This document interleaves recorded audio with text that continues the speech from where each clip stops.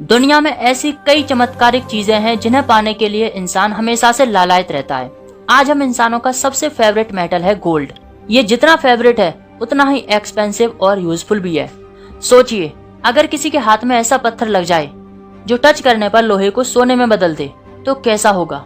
तो ऐसा ही एक पत्थर है जिसके इतिहास में हमें कई चमत्कार देखने को मिलते हैं।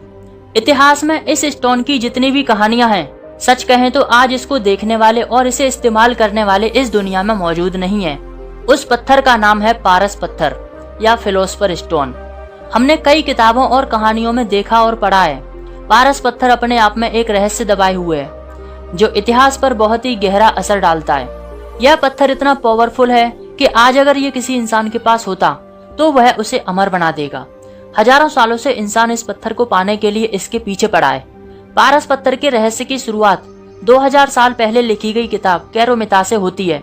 इस किताब में लिखा था कि पारस पत्थर ऐसे तत्वों से मिलकर बना है जिनसे ब्रह्मांड की शुरुआत हुई है। 11वीं शताब्दी तक आते आते पारस पत्थर का रहस्य दुनिया भर में आग की तरह फैल गया और हर इंसान अपनी किस्मत को बदलना चाहता था। किसी को अमर होना था तो किसी को रातों रात अमीर। पारस पत्थर की खोज बहुत तेजी से होने लगी। लोग अपने घरों में अलग अलग धातुओं को पिघलाने लगे। लोग ये मानते थे कि लोहे को कांच में पिघलाने से वो अपना रंग बदल देगा और सोने में बदल जाएगा, पर सभी लोगों की कोशिशें बेकार गईं। 14वीं शताब्दी तक आते आते ये सुनने को मिला कि एक इंसान ने पारस पत्थर का रहस्य सुलझा लिया है। इसका नाम था निकोलस फ्लेमिंग। ये पेरिस में रहते थे और किताबें बेचने का काम करते थे, पर अचानक एक रात इनकी किस्मत बदल गई। कहा गया कि एक रात फ्लेमिंग को अपने कबाड़ में एक ऐसी किताब मिली जिसमें पारस पत्थर का रहस्य छिपा हुआ था। इसने फ्लेमिंग की जिंदगी बदल दी। एक गरीब घर का लड़का अचानक शहर का सबसे अमीर आदमी बन गया। माना जाता है कि इन सब के बावजूद फ्लेमिंग ने कभी घमंड नहीं किया और उन्होंने अपनी सारी संपत्ति दान कर दी। फ्लेमिंग की मौत के बाद से ही उस रहस्यमय किताब को भी कभी नहीं देखा गया। फेमस राइटर जेके रोलिंग ने अपनी बुक हैरी पॉटर में भी फ्लेमिंग का जिक्र किया है। बुक में फ्लेमिंग को 600 साल से भी ज्यादा उम्र का बताया गया है। 16वीं शताब्दी तक आते आते किसी ने पारस पत्थर के रहस्य को सुलझाने की कोशिश नहीं की। सभी ने यह मान लिया कि फ्लेमिंग की किताब के साथ साथ पारस पत्थर भी हमेशा के लिए दफन हो गया। लेकिन आज भी कुछ लोग ये मानते हैं कि एक पक्षी जिसका नाम टिटहरी है, उसके अंडे बहुत ही कठोर होते हैं और वह अपने बच्चों को बाहर निकालने के लिए इसी पारस पत्थर का इस्तेमाल करता है।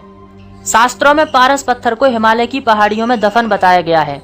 पारस पत्थर हिमालय के आसपास पाया जाता है। कहा जाता है कि 12वीं शताब्दी में मध्य प्रदेश के रायसेन किले के राजा के पास पारस पत्थर मौजूद था और इस पत्थर को लेकर कई युद्ध भी लड़े गए। जब राजा को यह लगा कि वो युद्ध हार जाएंगे और पारस पत्थर को संभाल नहीं पाएंगे, तो उन्होंने पारस पत्थर को किले के पास वाले तालाब में फेंक दिया और इस युद्ध में राजा वीर गति को प्राप्त हो गए और महल वीरान हो गया।